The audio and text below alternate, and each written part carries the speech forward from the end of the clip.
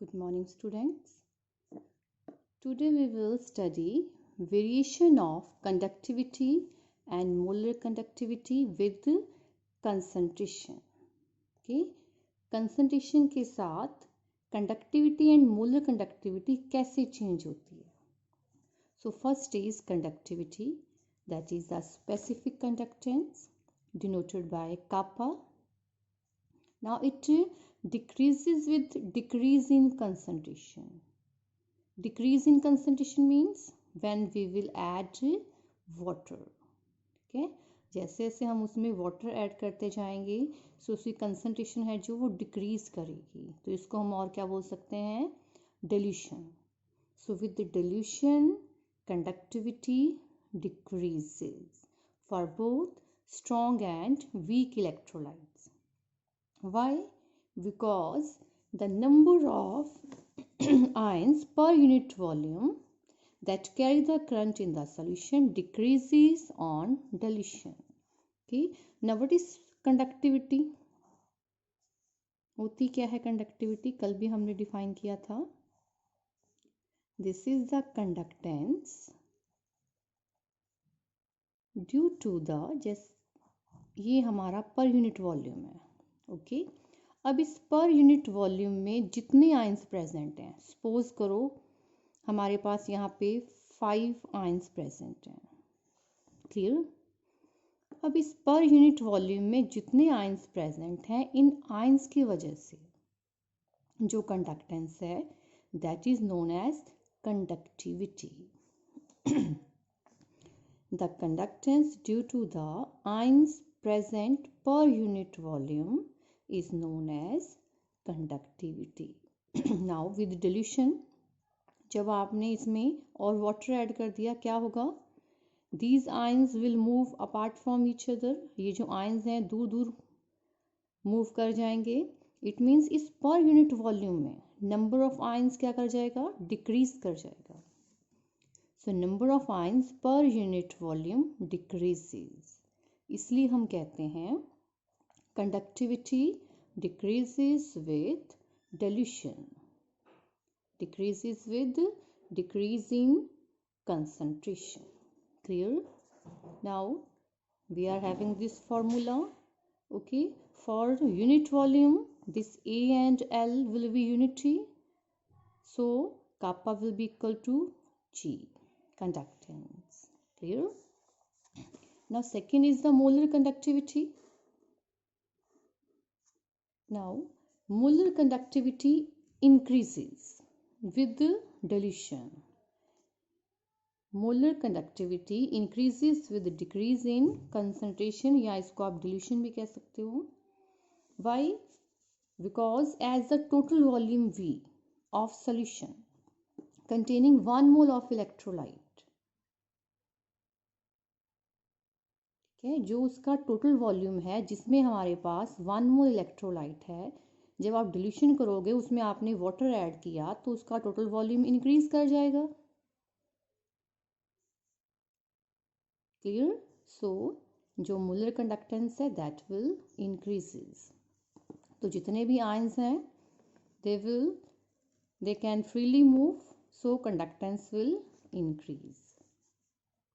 Now when the concentration approaches 0, जब हमारी जो concentration है वो 0 अप्रोच कर जाती है, मतलब इतनी ज़्यादा हमने उसमें डिल्यूशन कर दी कि उसको हम कह रहे हैं कि 0 concentration होगी, तो उस पॉइंट पे जो मोलर कंडक्टिविटी होती है उसको हम बोलते हैं limiting molar conductivity. Clear? Now for strong and weak electrolytes, we will draw a graph versus lambda m molar conductivity versus square root of the concentration. Lambda m naught is the limiting molar conductivity. Here A is the constant. Now this equation is known as Debye-Huckel-Onsager equation. Now this equation is good for the low concentrations. You will get a linear graph. Okay, at the high concentrations you will not get a linear graph. So we will study this in case of weak and strong electrolyte. This is the graph, molar conductivity versus concentration. Now for weak electrolyte and for strong electrolyte we are having the different graphs. Now for strong electrolyte, अब strong electrolyte क्या होता है, that is completely dissociated, उसमें ions पहले से ही होते हैं strong electrolyte में ना.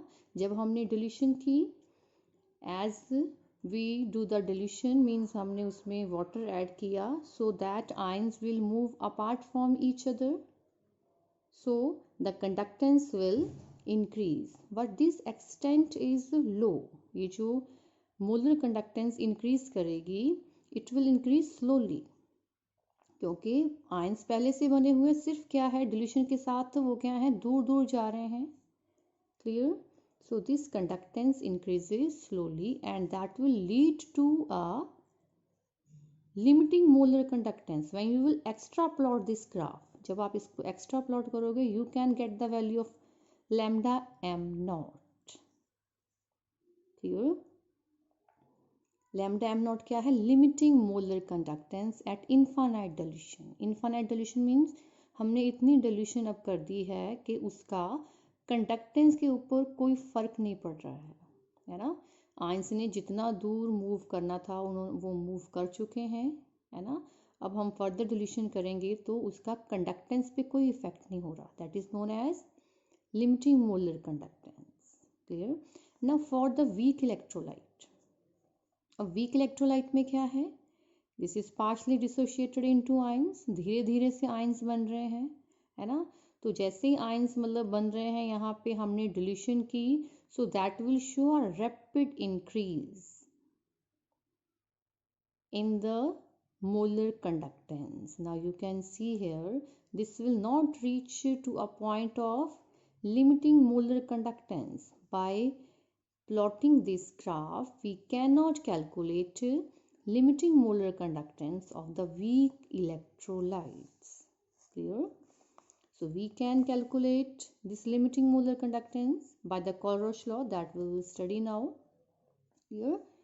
Now we have studied the effect of concentration on the conductivity and molar conductivity. Important question है ये. Clear? Now next we are having the Colruyt law. Now Colruyt law क्या है? The limiting molar conductivity of an electrolyte. किसी भी electrolyte की जो limiting molar conductivity है किसके इक्वल है, it is the sum of limiting ionic conductivities, मतलब जो उसके आयंस हैं individual ionic conductivities of cation and anion, each multiplied by the number of ions present in one formula unit of the electrolyte. One formula unit mean जो उसका एक फॉर्मूला है उसके accordingly. Clear? For example, we are having this AXBY कोई compound है हमारे पास यहाँ पे, है ना. दैट इज इक्वल टू, अब इसके जो आयंस बनेंगे कितने बनेंगे, X A Y plus plus Y B X negative. Now for this the limiting molar conductance will be equal to, according to Kohlrausch law इसकी जो लिमिटिंग मोलर कंडक्टेंस होगी वो किसके इक्वल होगी,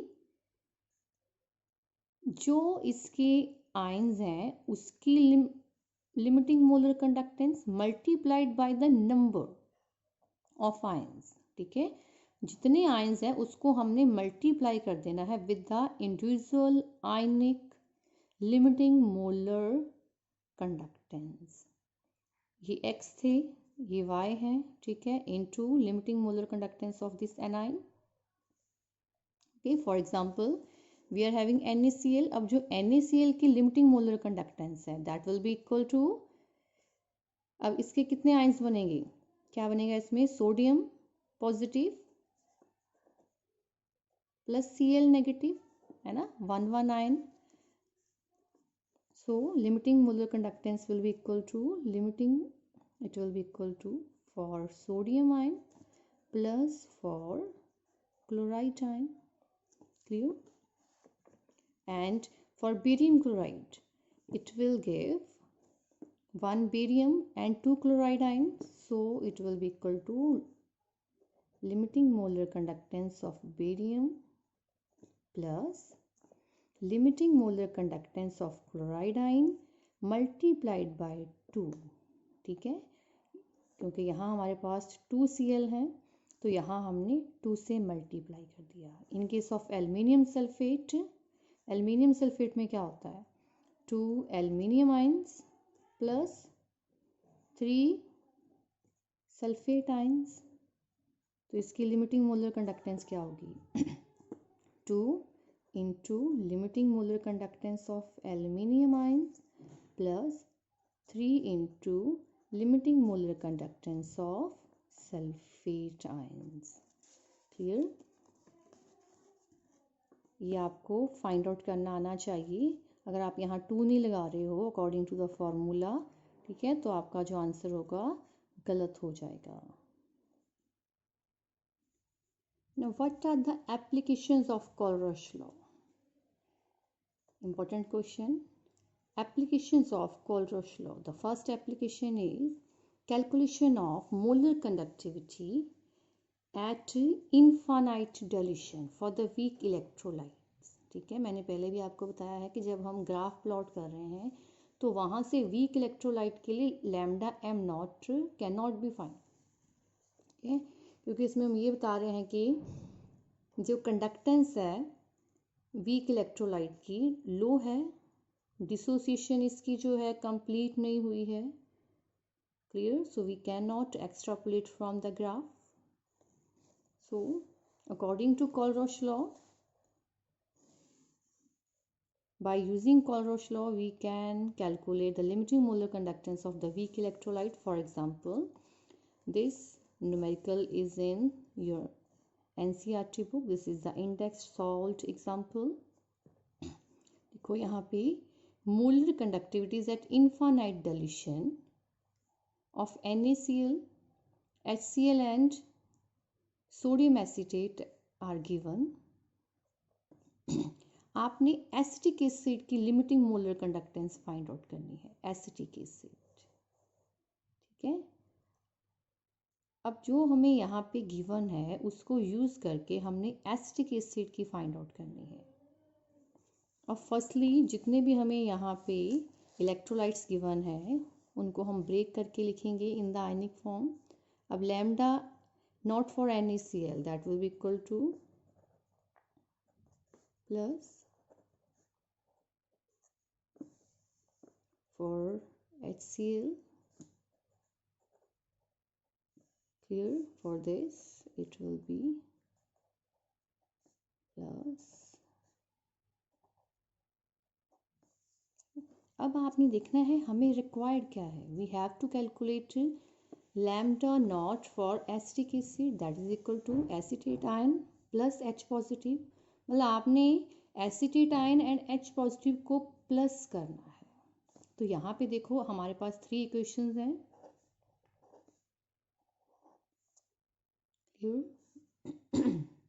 अब इनकी वैल्यूज भी गिवन है. NaCl की है 126.4, नेक्स्ट 425.9, इसकी है 91. अब हमें चाहिए एसीटेट प्लस H पॉजिटिव. अब जो हमें चाहिए उनको हम प्लस करेंगे, बाकी जो है उनको हम माइनस कर देंगे. हमें सोडियम नहीं चाहिए है ना, हमें क्लोराइड भी नहीं चाहिए, हमें चाहिए acetate and this H positive. It means हम ये 2 इक्वेशंस को प्लस करेंगे, प्लस करके इसको माइनस कर देंगे. Now right on add equation 2 and 3 and subtract from 1. ठीक है. फर्स्ट इक्वेशन हमारी है lambda sodium plus lambda chloride. इसमें से हमने माइनस करना है H पॉजिटिव माइनस है आगे तो ये वाला भी माइनस हो जाएगा हमारा, Cl नेगेटिव, ठीक है, माइनस, सॉरी इन दोनों को हमने प्लस करना था आपस में, है ना,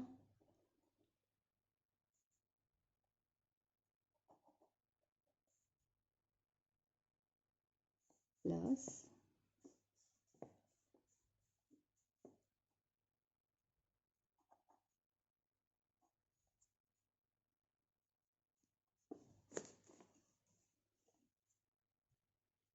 आपको ये कैंसिल करने हैं सोडियम एंड क्लोराइड, तो इसको माइनस कर दो, ठीक है, इन दोनों को प्लस करके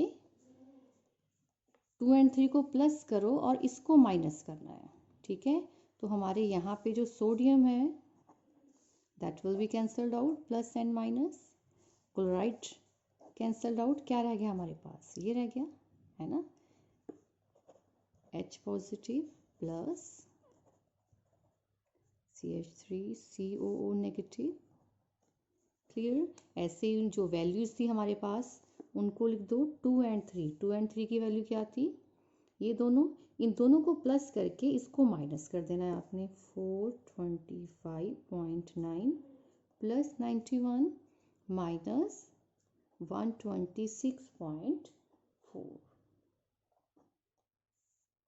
so there will be 390.5,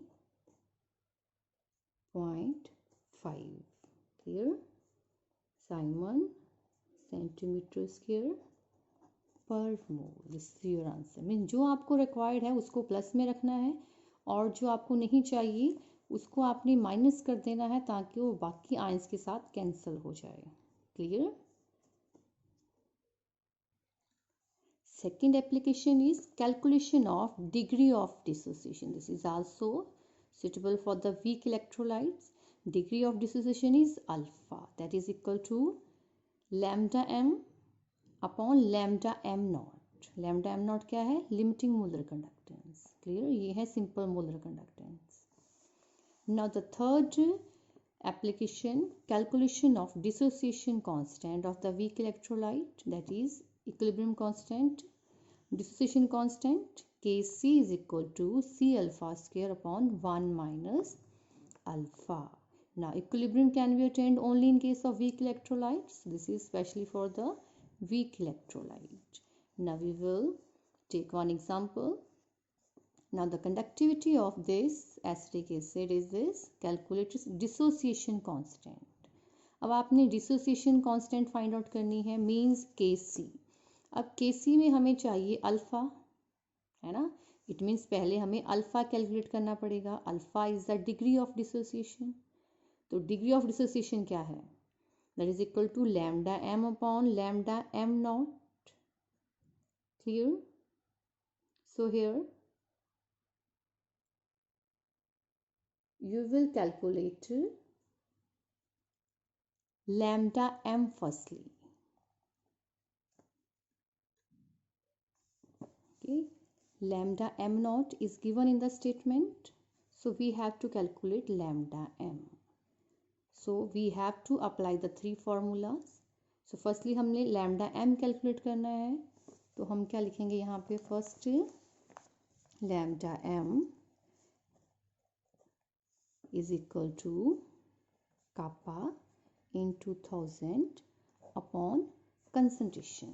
Now kappa conductivity is given of this molar, means ये हमारी क्या है, concentration है, is this is the conductivity, है ना, 4.95 into 10 raised to power minus 5 into 1000 upon C is the concentration, that is 0.001028, clear, this will be 48.15 Simon centimeter square per mole.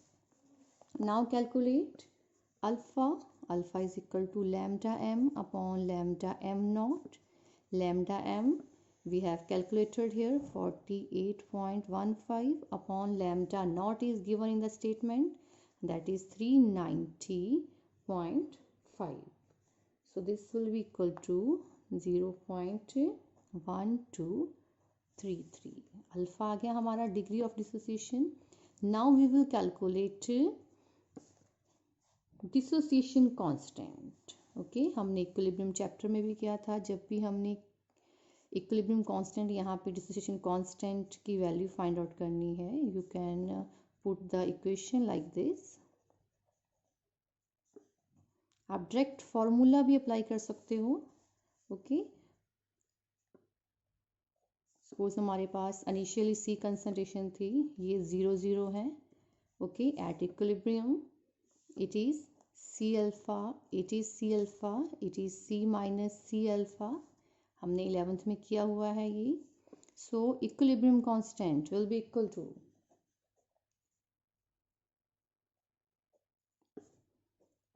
concentration of products upon concentration of reactant. So it will be C alpha into C alpha upon C common कर लो यहाँ पे 1 minus alpha. Clear, यहाँ पे C एक cancel हो गया है. So it will B C alpha square upon 1 minus alpha.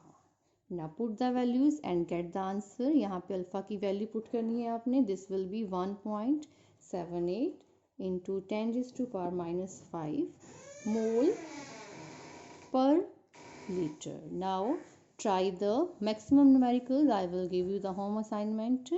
ठीक है, आपने ये न्यूमेरिकल सॉल्व करना.